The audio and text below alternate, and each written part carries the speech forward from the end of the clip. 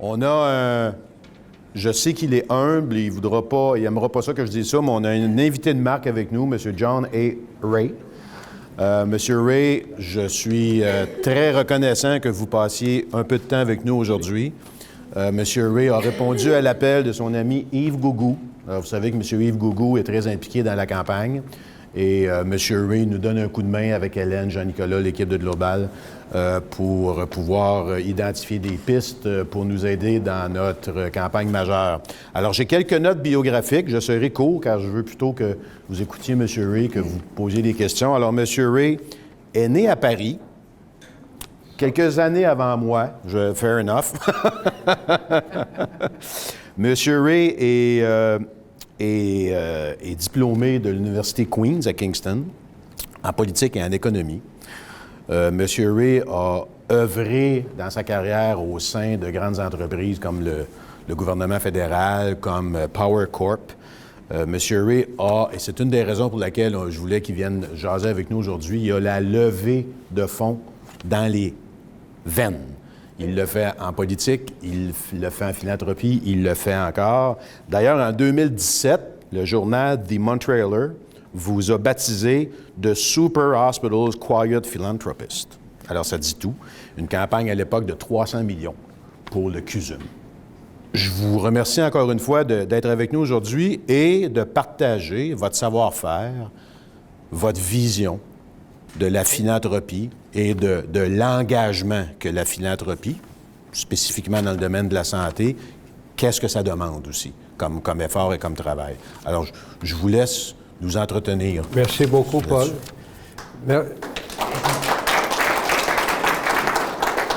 Alors, c'était une introduction très généreuse. Ça me fait penser de Président Ford, quand il a eu une introduction très élogieuse. Et il avait dit, Dieu vous pardonne pour vos exagérations et Dieu me pardonne de les avoir aimés autant. Alors, je ne suis pas si tranquille ni si humble, mais je suis très heureux d'être avec vous. Mon implication dans Montréal a commencé en 1971 en travaillant pour M. Paul Desmarais et Power Corporation. De qui j'ai pris beaucoup de l'importance de la communauté, de la société, de penser à ça. Avant ça, j'étais avec M. Chrétien pendant 4 ans à Ottawa, et ensuite, dans toutes ces campagnes politiques, j'étais très impliqué dans ça, de les coordonner, et heureusement, on a réussi plus qu'on n'a pas réussi. Alors, c'est M. Chrétien et M. Desmarais aussi qui m'avaient donné une vraie introduction au Canada, qui est un pays vaste, un pays avec les valeurs, même si on a une géographie qui est très compliquée, de l'est à ouest et de nord au sud, les valeurs sont communes parmi les Canadiens. Et c'est M. Chrétien qui m'avait introduit au Québec. Alors, j'ai été heureux quand M. Desmarais m'avait demandé de venir travailler à Montréal. Montréal, c'était une communauté où j'ai toujours senti très, très à l'aise. Alors, j'ai aussi eu 2 parents qui étaient très conscients de l'importance de respecter les autres et qui était très conscient de l'importance de la fabrique canadienne qui implique 2 langues et beaucoup de culture et le respect pour tout le monde. Alors, c'est un peu une introduction. Paul, peut-être tu peux t'asseoir parce que... Je peux y aller? Oui, merci. Peut-être je suis tranquille, mais j'ai la capacité d'être longue aussi. La philanthropie, c'est un élément essentiel dans notre société. Et je vous félicite pour votre implication, pas pour tout ce que vous avez fait jusqu'à date, mais que vous allez faire. Parce que vous avez pris un grand défi de ramasser 45 millions pour l'hôpital Sacré-Cœur. Alors, c'est beaucoup de travail à faire. Vous avez déjà réussi à aller à peu près un tiers de votre objectif. Mais ça prend le courage pour aller jusqu'à la fin. La philanthropie, il faut juste, pour prendre un pas en arrière, pour l'origine du mot. C'est en grec. Philia, ça veut dire l'amour. Anthropie, ça veut dire l'humanité. Alors, c'est important de penser à ça, de voir comment c'est une valeur essentielle dans notre société. C'est aussi religieux, c'est biblique, Love Thy Neighbor, qui est répété dans toutes les religions, d'avoir une conscience des gens. Et une expression qui m'avait toujours guidé dans les questions de morale, c'est le Rabbi Hillel, qui avait 3 questions. Moi, je vais les dire en anglais. If I am not for myself, who will be for me? If I am only for myself, what am I? And if not now, when? Alors, ça veut dire une expression de self-reliance, une expression de communauté et une expression de l'action. Alors, quand vous embarquez dans un projet que vous avez actuellement, c'est parce que vous demandez ces questions-là. C'est parce que vous pensez pas à vous autres, mais vous pensez à d'autres.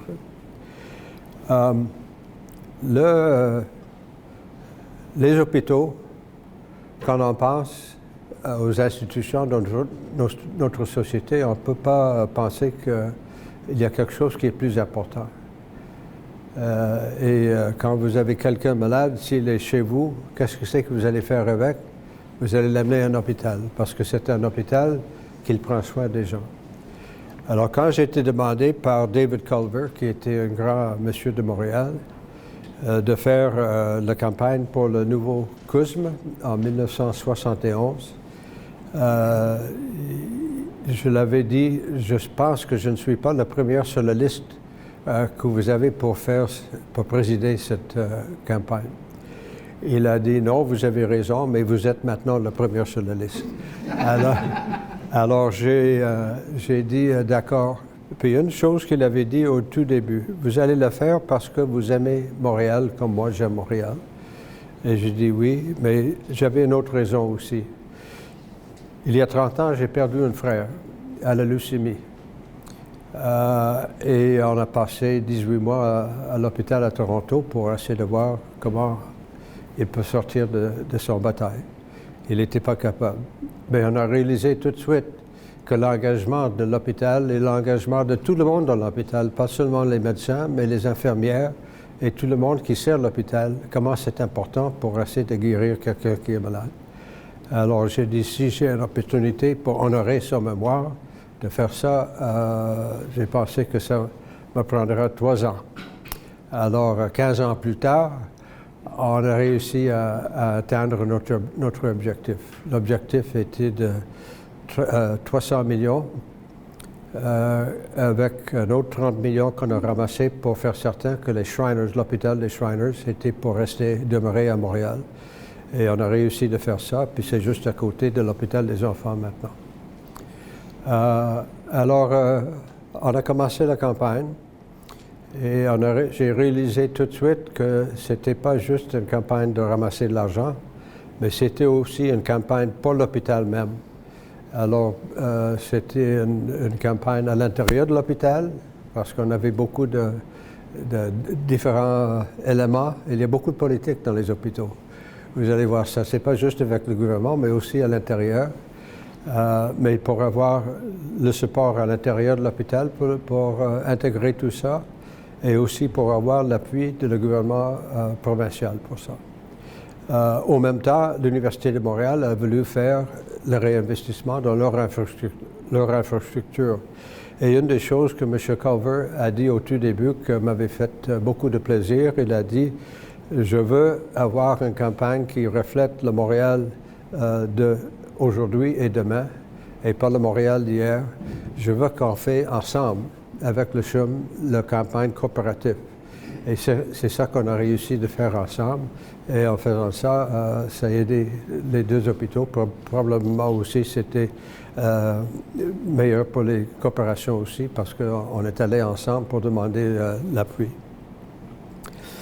La règle que j'ai de ramasser de l'argent, c'est il faut d'abord que vous soyez croyant.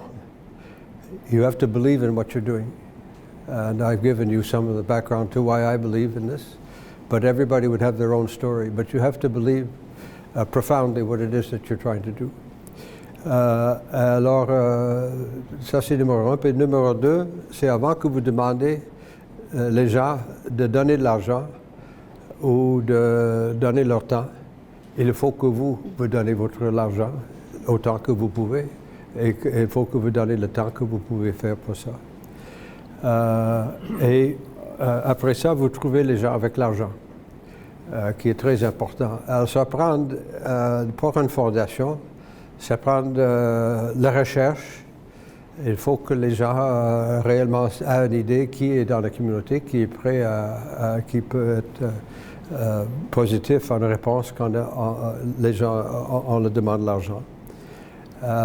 Et il faut avoir l'unité. Il faut avoir l'unité de l'hôpital, de les bénévoles dans la fondation et des professionnels qui sont le staff qui est dans l'hôpital. Et je dois dire que les fondations vont être de plus en plus importantes pour nos hôpitaux parce que c'est là où l'engagement de la communauté est fait avec l'hôpital. L'hôpital ne peut pas être une institution bureaucratique et séparée de la communauté. Il faut qu'il y ait une interaction humaine qui est très, très importante. Et en dernier lieu, même s'il parle beaucoup maintenant de la centralisation de l'administration des hôpitaux, ça prend une infirmière, un médecin, un lit, les gens qui nettoient, les gens qui servent, les gens qui sont malades. Alors, il y a une décentralisation qu'il faut qu'il soit là et ça va être les fondations, surtout maintenant que les conseils d'administration vont être, je ne suis pas certain, mais moins importants qu'avant, avec la nouvelle loi qui est proposée. C'est important que les fondations donnent l'émotion humaine et communautaire à l'administration des hôpitaux. Et il faut que vous travaillez avec les objectifs de l'hôpital. Ce n'est pas pour la fondation de décider quelles sont les priorités. Il faut qu'ils travaillent avec l'hôpital, avec les professionnels, avec les administrateurs, avec les médecins, pour faire certain que c'est bien fait. Alors, je suis très heureux d'être avec vous. Mon message, c'est un message de vous encourager à continuer, pour dire que comment c'est positif et important. J'ai une histoire qui est venue hier soir. Il y a un avocat, William Brock, qui est peut-être un nom qui est connu à certaines, mais William a eu, je pense qu'il y a 15 ans, la même maladie que mon frère a eu. Et il était traité à l'hôpital Maisonneuve-Rosemont. Et il a réussi avec la transplantation de survivre son cancer, qui, dans le cas de mon frère, qui était en 89, on avait des bonnes technologies, mais probablement pas à la même fin point. Alors hier soir, Bill a fait un livre, donné témoignage à tous les efforts des recherchistes et des patients qui ont reçu les bénéfices de ces recherches-là, pour dire comment la science était importante et comment la science a aidé à donner le progrès.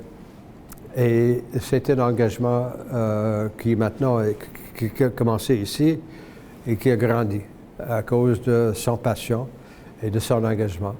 Alors, c'est le même engagement que vous autres, vous allez amener à Sacré-Cœur. Alors, j'apprécie beaucoup d'être avec vous pour partager mes idées. Je serai très heureux de répondre aux questions. Fin du discours.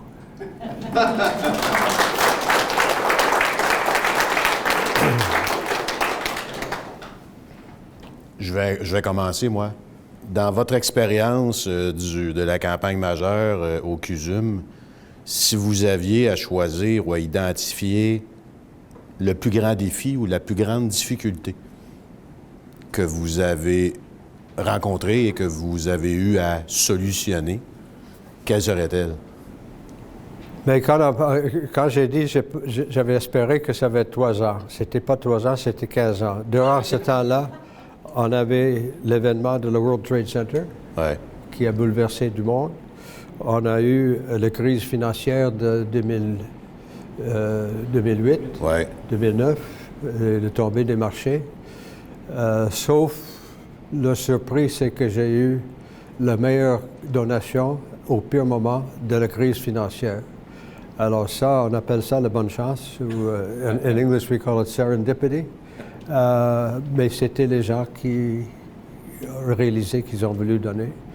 Le plus grand défi, c'était d'abord, comme j'ai dit, les gens ne croyaient pas qu'on aurait un projet, que le projet va marcher. Puis il y avait beaucoup de... c'était contesté à l'intérieur de l'hôpital.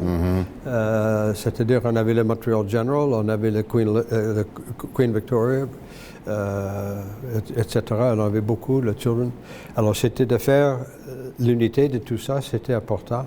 Et à un moment donné, on avait beaucoup de fondations. Vous êtes chanceux, vous avez une fondation. Nous autres, on a eu trop, plus qu'une. Alors c'était de faire certain que tout le monde travailler ensemble. Qui l'avait rendu un peu plus facile, c'est l'objectif avec le temps était bien connu et était appuyé par tout le monde.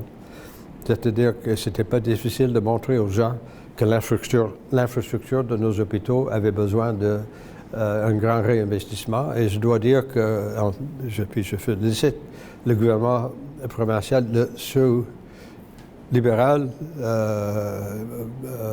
le Parti québécois, c'était, puis même après ça avec le CAQ, le réinvestissement dans notre infrastructure les hôpitaux à Montréal est à un très haut point maintenant. Si on se compare à beaucoup d'autres villes en Amérique du Nord, je pense qu'il n'y a pas... on a eu ça à l'Institut de cardiologie, on a ça à l'hôpital Juif, on a eu ça à l'hôpital de Maisonneuve-Rosemont, on a eu ça avec le CHUM, on a eu ça ailleurs, puis maintenant vous allez l'avoir ici. Alors le réinvestissement, Sainte-Justine, etc. Alors le réinvestissement, il faut qu'on soit reconnaissant de travailler avec le gouvernement. Alors la plus grande difficulté, c'était de ne pas perdre l'espoir. C'était de réaliser que le projet était plus important que toute autre chose et que si on continuait, si on ne lâchait pas, c'était le premier mot que j'ai pris en politique, ne lâche pas. Alors, j'ai pris la même attitude avec ça. Puis je dois dire que j'avais l'encouragement des gens aussi. Les gens à l'intérieur de l'hôpital, dans la communauté, étaient toujours très positifs. Alors, c'est l'importance dans toutes les batailles, c'est de ne pas perdre l'espoir. Est-ce qu'on a d'autres questions pour M. Ray? Oui, Michel. M. Ray, une campagne de 300 millions. Oui. Ça s'attache comment, en concret, à l'hôpital? C'est tellement vaste, 300 millions, on peut construire un hôpital. Oui, mais où on avait... une chose qui était facile, c'est qu'on avait fait une entente avec le gouvernement, qu'en fait, c'était l'obligation communautaire qu'on avait. De la communauté de le CUSM avait dit, on s'engage à faire ça comme notre contribution. Alors,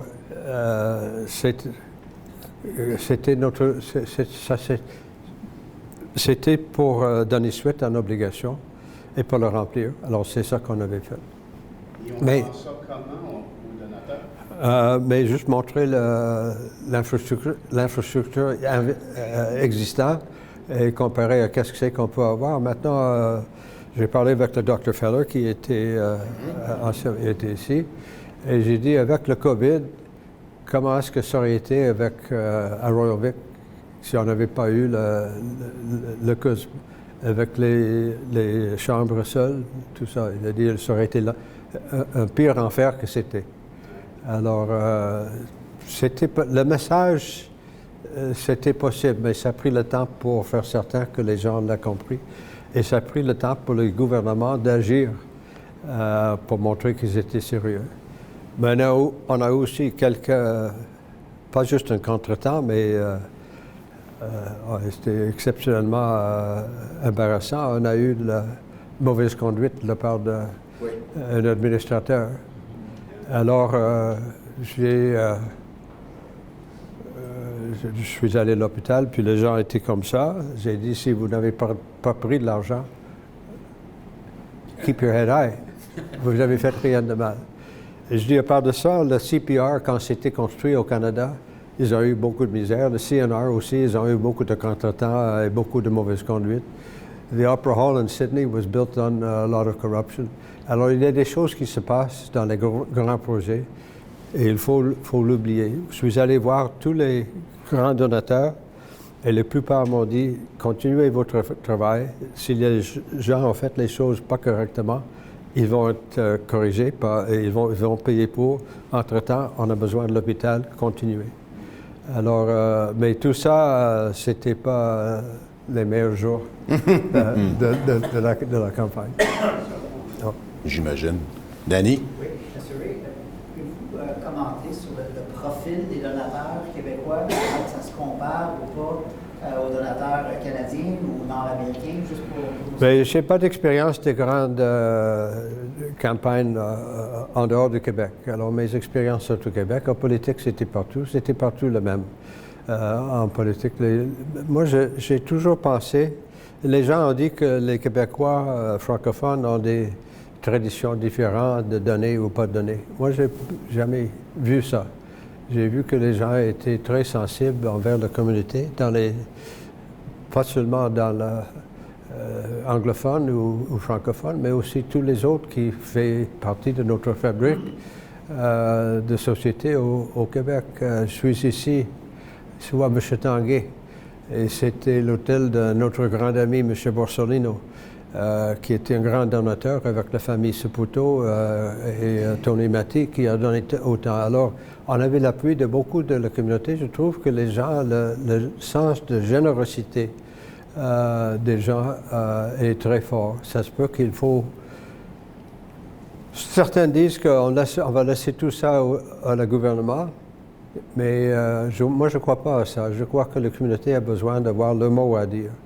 Et parce que ils doivent être les institutions qui sont sensibles à l'humanité. Okay? Et je n'ai pas mesuré